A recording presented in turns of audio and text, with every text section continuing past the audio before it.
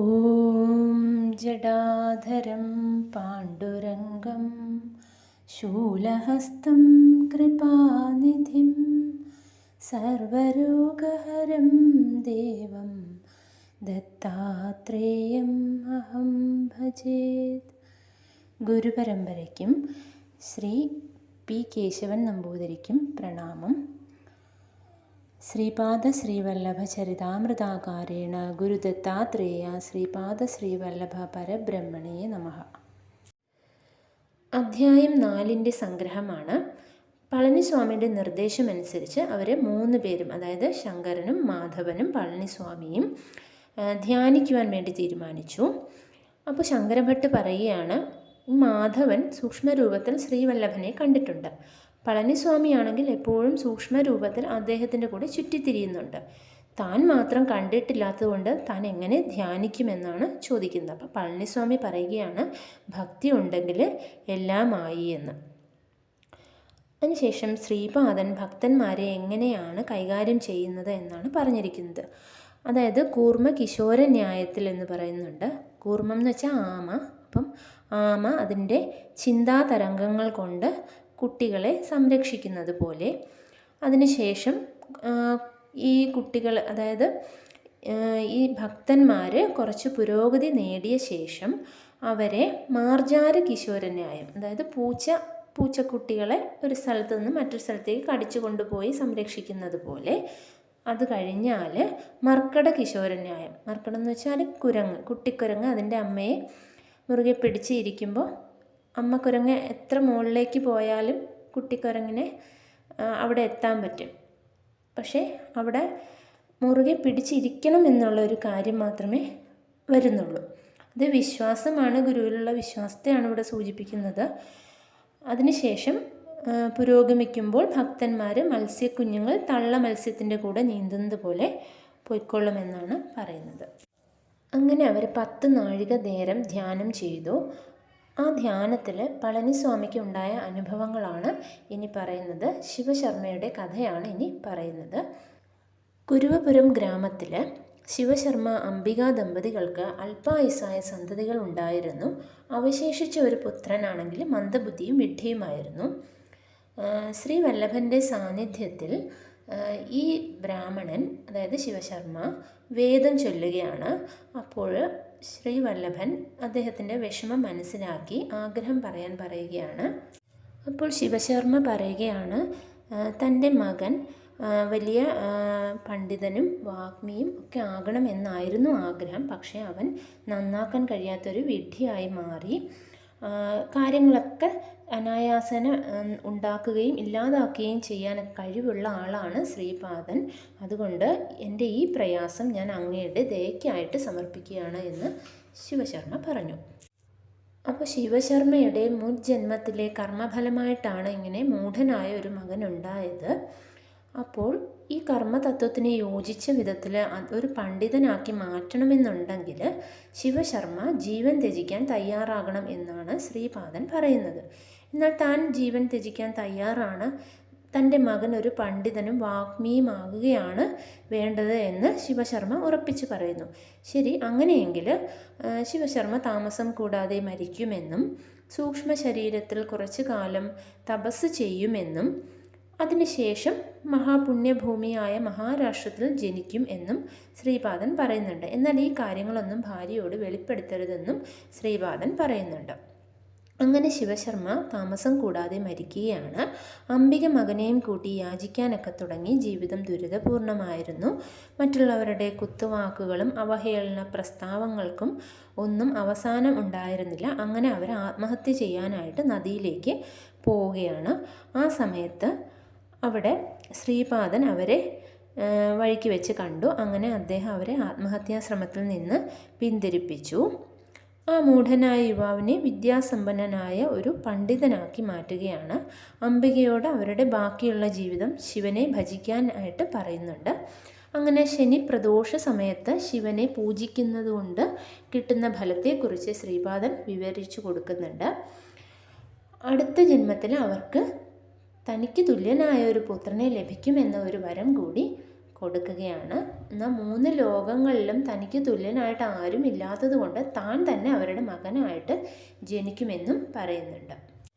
അതിനുശേഷം നൃസിംഹ സരസ്വതി സങ്കല്പത്തെക്കുറിച്ചാണ് പറയുന്നത്. ശ്രീപാദ ശ്രീവല്ലഭൻ്റെ ഈ ശരീരത്തിൽ 30 വയസ്സ് വരെ ഉണ്ടാകും. അതിനുശേഷം സന്യാസി വ്യവസ്ഥയെ പുനരുദ്ധരിക്കാനായിട്ട് നൃസിംഹ സരസ്വതി എന്ന പേരിൽ ജന്മമെടുക്കും. അങ്ങനെ 80 വർഷം ജീവിക്കും. അതിനുശേഷം 300 വർഷം കദളീവനത്തിൽ തപസ് ചെയ്യും. അതിനുശേഷം സ്വാമി സമർത്ഥനായിട്ട് ജനിക്കുമെന്നാണ് പറയുന്നത്.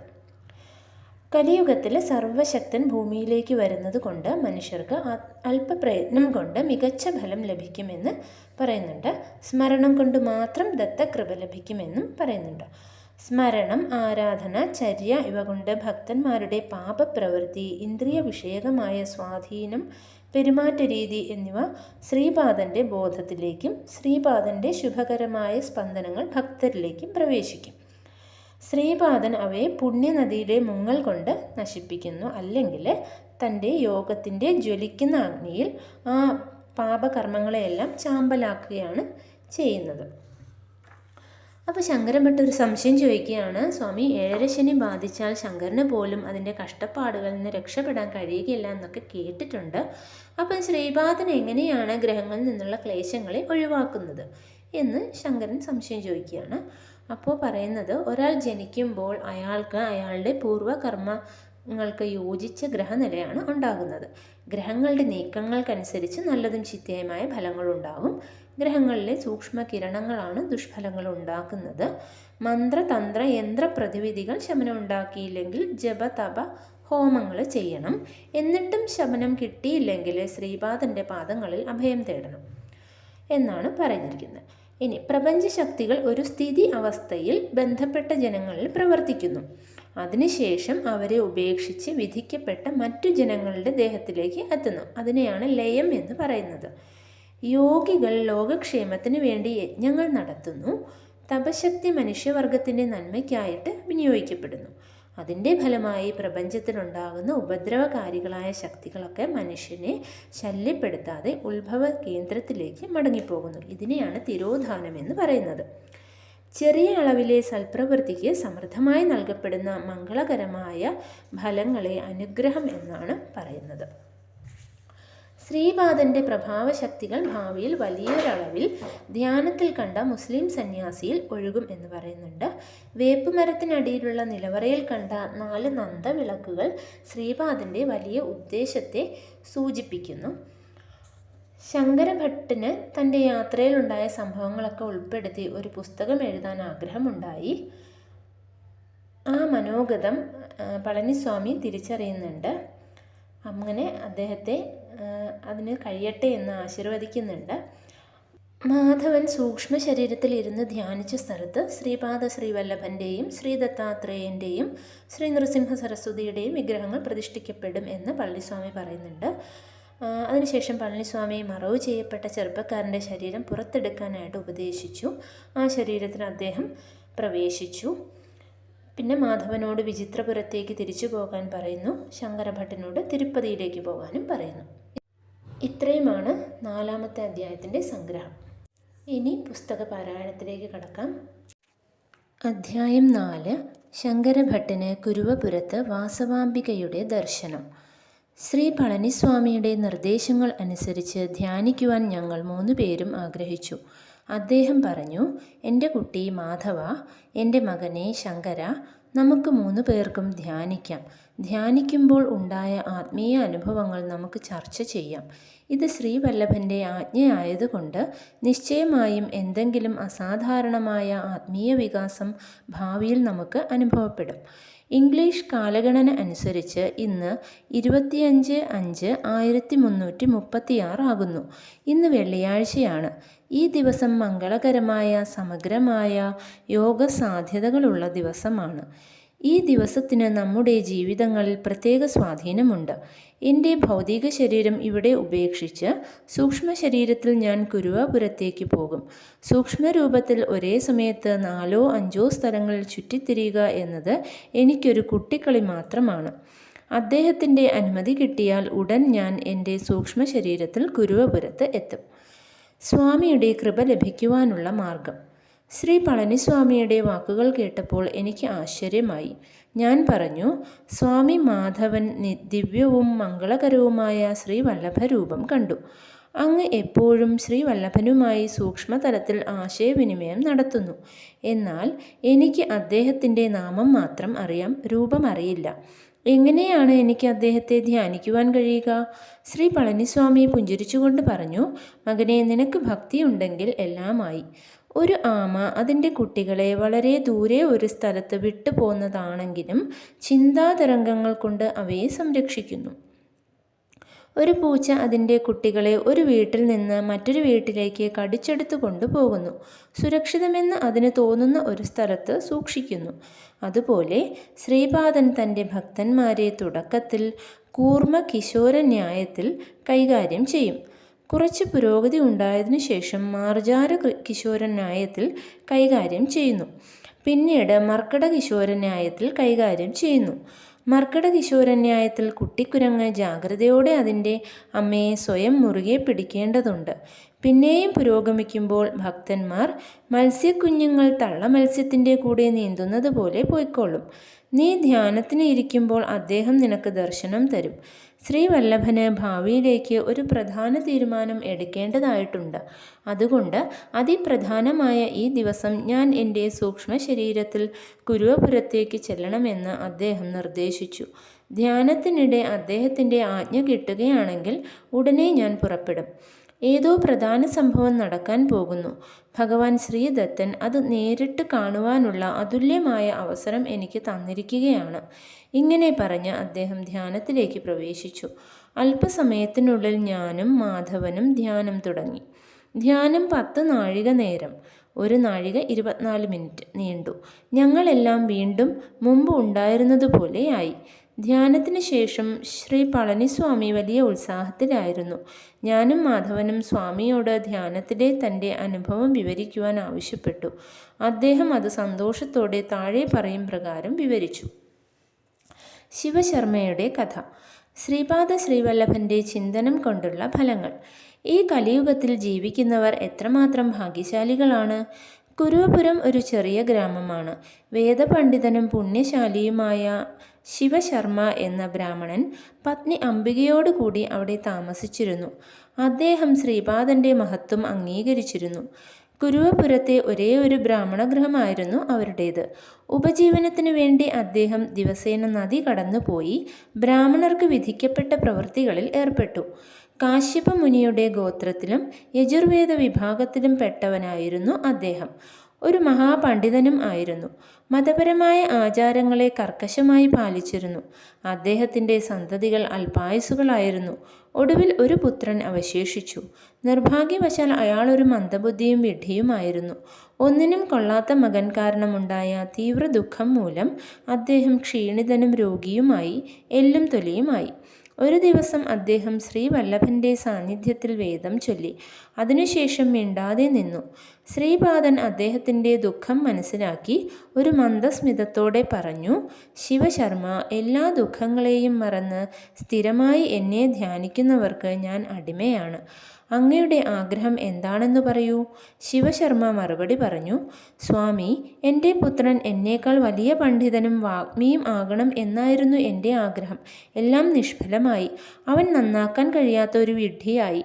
കാര്യങ്ങൾ അനായാസേന ഉണ്ടാക്കുകയും ഇല്ലാതാക്കുകയും ചെയ്യുവാൻ കഴിവുള്ള അങ്ങേക്ക് അവനെ ഒരു വിദ്വാനും സമർത്ഥനുമാക്കുക പ്രയാസമുള്ള കാര്യമല്ല.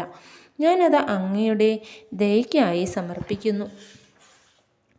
മറുപടിയായി ഒരു പ്രതിജ്ഞ പോലെ ശ്രീപാദൻ പറഞ്ഞു, എൻ്റെ കുട്ടി, മഹാന്മാർക്കും പൂർവകർമ്മങ്ങളുടെ ഫലങ്ങൾ ഒഴിവാക്കുവാൻ കഴിയുകയില്ല.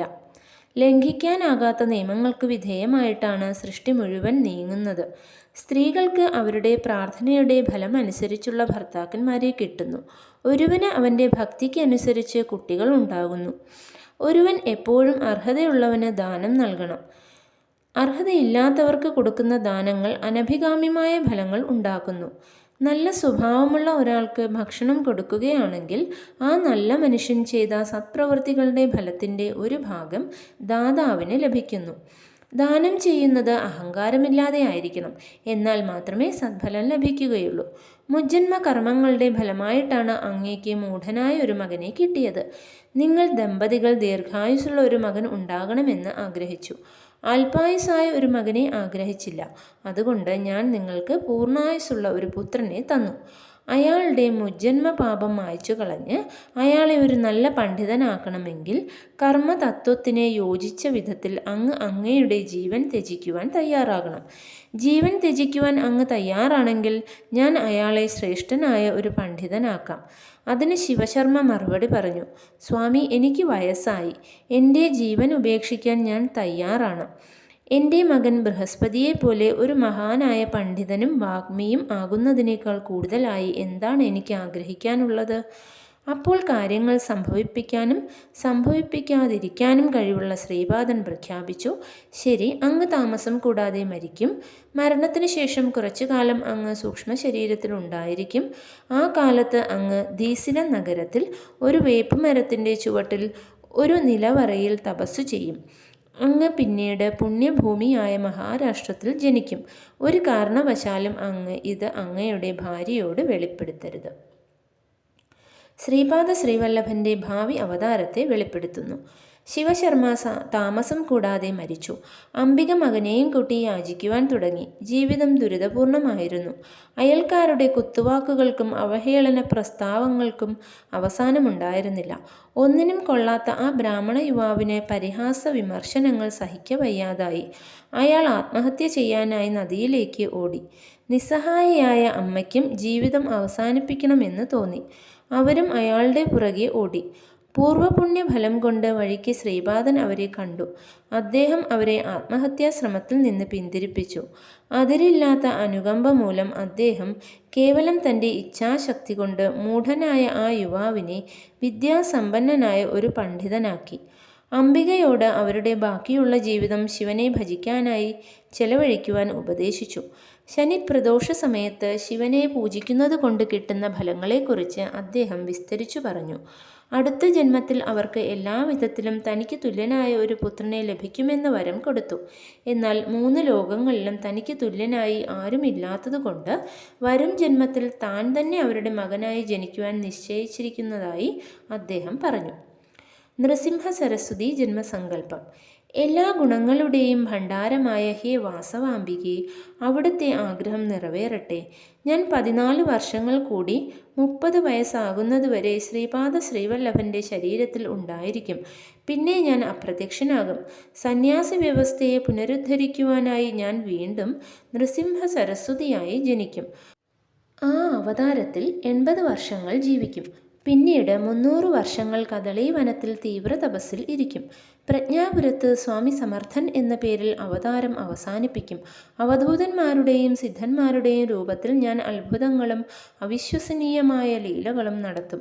ശ്രീപാദൻ മധുരമായി പറഞ്ഞു. യുഗങ്ങൾ പോകുന്തോറും മനുഷ്യൻ്റെ ബലം കുറഞ്ഞു വരുന്നു. അതുകൊണ്ട് സർവശക്തൻ ഋഷിമാരുടെ പ്രാർത്ഥനയെ മാനിച്ച് ഭൂമിയിലേക്ക് വരുന്നു. ദൈവം മനുഷ്യ ശരീരമെടുത്ത് അവതരിക്കുന്നത് പൂർണ്ണമായ ദൈവകൃപയുടെ അടയാളമാണ്. ദൈവം താഴെ തലങ്ങളിലേക്ക് വരുന്നത് മനുഷ്യർക്ക് അല്പപ്രയത്നം കൊണ്ട് മികച്ച ഫലങ്ങൾ ലഭിക്കുവാൻ അവസരം നൽകുന്നു. അതുകൊണ്ട് കലിയുഗത്തിലെ മനുഷ്യൻ ഭാഗ്യവാന്മാരാണ്. സ്മരണം കൊണ്ട് മാത്രം ഭഗവാൻ ദത്തൻ്റെ കൃപ ലഭിക്കുന്നു. കലിയുഗത്തിൽ മനുഷ്യൻ്റെ അധപ്പതനത്തിന് ധാരാളം അവസരങ്ങളുണ്ട്. അതുപോലെ ശ്രീപാദൻ്റെ അനുഗ്രഹം ലഭിക്കുവാൻ അതിൻ്റെ ഇരട്ടി അവസരങ്ങളുണ്ട്. ഇത് അലംഘനീയമായ സത്യമാണ്. സ്മരണവും ആരാധനയും മറ്റു ചര്യകളും കൊണ്ട് ശ്രീപാദനുമായി ബന്ധമുറയ്ക്കുന്നു. ഇവകൾ കൊണ്ട് ഭക്തന്മാരുടെ പാപപ്രവൃത്തികളും ഇന്ദ്രിയ വിഷയകമായ സ്വാധീനങ്ങളും പെരുമാറ്റ രീതികളും ശ്രീപാദൻ്റെ ബോധത്തിലേക്കും ശ്രീപാദൻ്റെ ശുഭകരമായ സ്പന്ദനങ്ങൾ അദ്ദേഹത്തെ ആശ്രയിക്കുന്ന ഭക്തരിലേക്കും പ്രവേശിക്കുന്നു. ശ്രീചരണൻ തൻ്റെ ബോധത്തിലേക്ക് വന്ന ആ പാപകൂമ്പാരങ്ങളെയും ദുഷ്ടമായ പരിവേഷങ്ങളെയും ഒരു പുണ്യനദിയിലെ ഒരു മുങ്ങൽ കൊണ്ട് നശിപ്പിക്കുന്നു.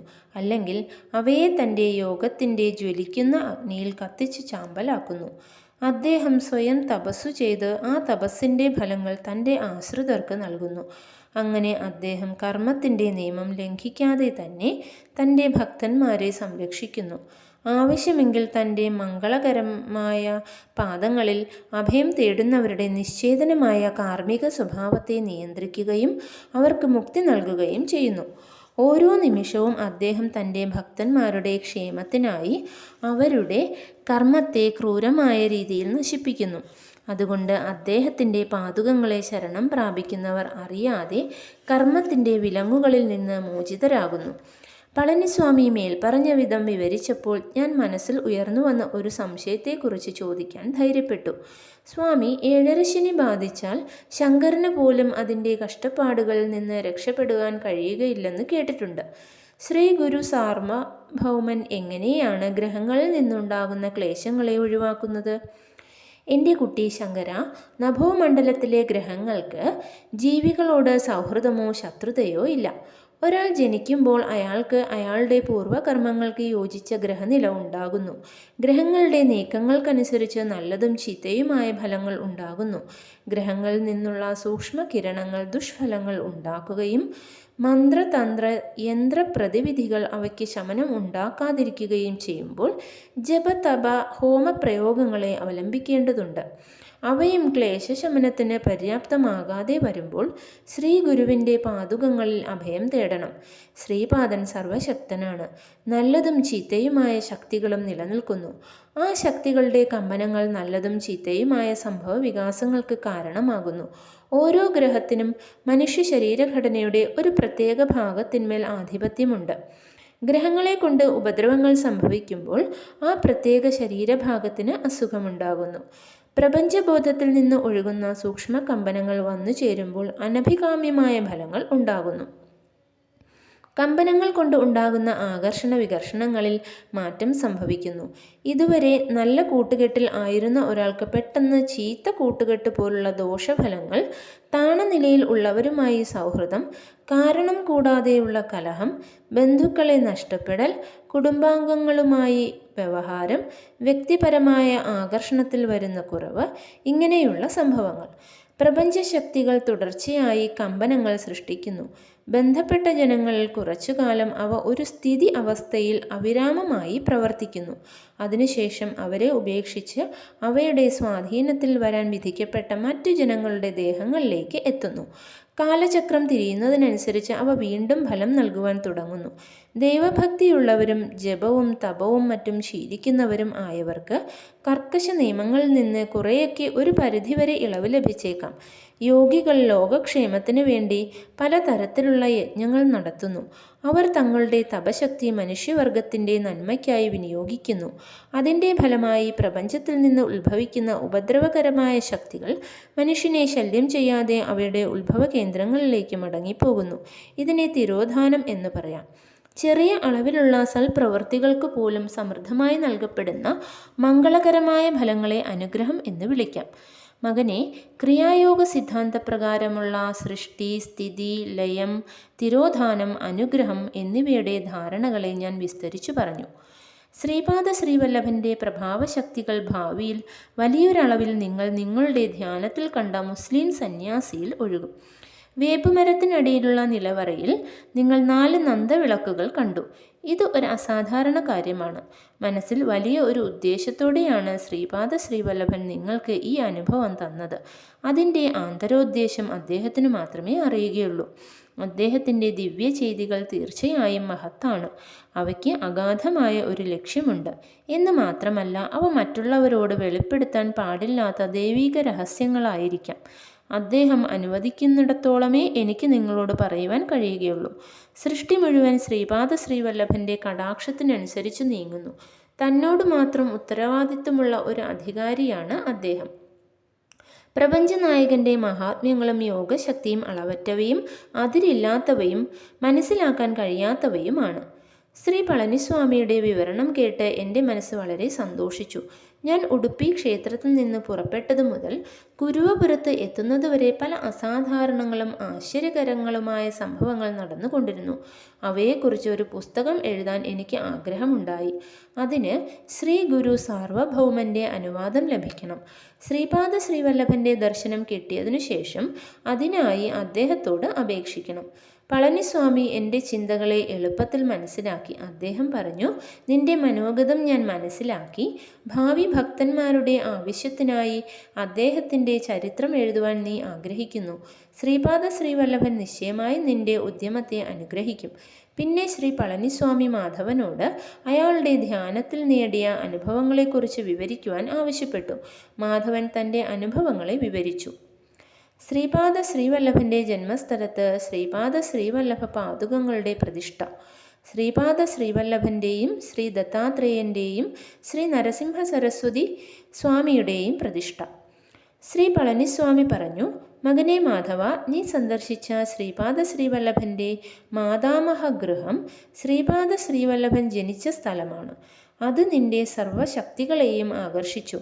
പാദുകങ്ങളുടെ അടിയിലുള്ള പാതാളത്തിൽ പല നൂറ്റാണ്ടുകളായി തപസ് ചെയ്യുന്ന ഋഷിമാരുണ്ട്. ശ്രീപാദ ശ്രീവല്ലഭ പാദുകങ്ങൾ അദ്ദേഹത്തിൻ്റെ ജന്മസ്ഥലത്ത് മാത്രമേ പ്രതിഷ്ഠിക്കപ്പെടുകയുള്ളൂ. പാദുകങ്ങൾ പ്രതിഷ്ഠിച്ചു കഴിഞ്ഞ് കുറച്ച് വർഷങ്ങൾക്ക് ശേഷം ശ്രീപാദ ശ്രീവല്ലഭ ചരിതാമൃതം പ്രയാസം കൂടാതെ വെളിച്ചത്ത് വരും. നീ ഇരുന്നു ധ്യാനിച്ച സ്ഥലത്ത് ശ്രീപാദ ശ്രീവല്ലഭൻ്റെയും ശ്രീ ദത്താത്രേയൻ്റെയും അദ്ദേഹത്തിൻ്റെ പിന്നത്തെ അവതാരമായ ശ്രീ നൃസിംഹ സരസ്വതിയുടെയും വിഗ്രഹങ്ങൾ പ്രതിഷ്ഠിക്കപ്പെടും. അതിൽ പിന്നീട് ആ ക്ഷേത്രത്തിൽ പല ദൈവീക ലീലകളും നടക്കും. അതിനുശേഷം ശ്രീ പളനിസ്വാമി നിശബ്ദനായി ഗുഹയ്ക്ക് സമീപം മറവ് ചെയ്യപ്പെട്ട ചെറുപ്പക്കാരൻ്റെ ശവശരീരം പുറത്തെടുക്കുവാൻ അദ്ദേഹം ഞങ്ങളോട് പറഞ്ഞു. ശരീരം പുറത്തെടുത്തപ്പോൾ അദ്ദേഹം പ്രണവമന്ത്രം ഓം ജപിക്കുവാൻ തുടങ്ങി. വ്യാഘ്രേശ്വര ശർമ്മ ശ്രീപാദരാജം ശരണം പ്രപദ്യേ എന്ന് മുരണ്ടുകൊണ്ട് വന്നു. ശ്രീ പളനിസ്വാമി ചെറുപ്പക്കാരൻ്റെ ശരീരത്തിലേക്ക് പ്രവേശിച്ചു. ഒരു പുലിയുടെ ശരീരത്തിലായിരുന്ന വ്യാഘ്രേശ്വര ശർമ്മ പളനിസ്വാമിയുടെ വാർദ്ധക്യം കൊണ്ട് ജീർണിച്ച ശരീരത്തെ അടുത്തുള്ള നദിയിൽ ഒഴുകുവാനായി കൊണ്ടുപോയി. യുവാവിൻ്റെ ശരീരത്തിലേക്ക് പ്രവേശിച്ച ശ്രീ പളനിസ്വാമി ആജ്ഞാപിച്ചു, ഉടൻ ഇവിടെ നിന്ന് പോകൂ. എൻ്റെ കുട്ടി മാധവ, നീ നിന്റെ വിചിത്രപുരത്തേക്ക് പോകൂ. സൂക്ഷ്മ ശരീരത്തിൽ നീ പീഠികാപുരത്തെ ധർമ്മശീലരായ ജനങ്ങളെ കണ്ടു. നിനക്ക് ഈ ജന്മത്തിൽ അത്ര മതിയാകും.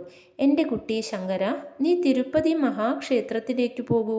മാധവ, ശ്രീപാദ ശ്രീവല്ലഭൻ്റെ കൃപ നിന്നിൽ ചൊരിയുമാറാകട്ടെ. മാധവൻ വിചിത്രപുരത്തേക്കും ഞാൻ തിരുപ്പതിയിലേക്കും പുറപ്പെട്ടു. ശ്രീപാദ ശ്രീവല്ലഭൻ്റെ ദൈവീക ലീലകൾക്ക് അവസാനം എവിടെയാണ്? ജയ ജയ ശ്രീപാദ ശ്രീവല്ലഭ. ശ്രീപാദരാജം ശരണം പ്രപദ്യേ, ശ്രീപാദരാജം ശരണം പ്രപദ്യേ, ശ്രീപാദരാജം ശരണം പ്രപദ്യേ.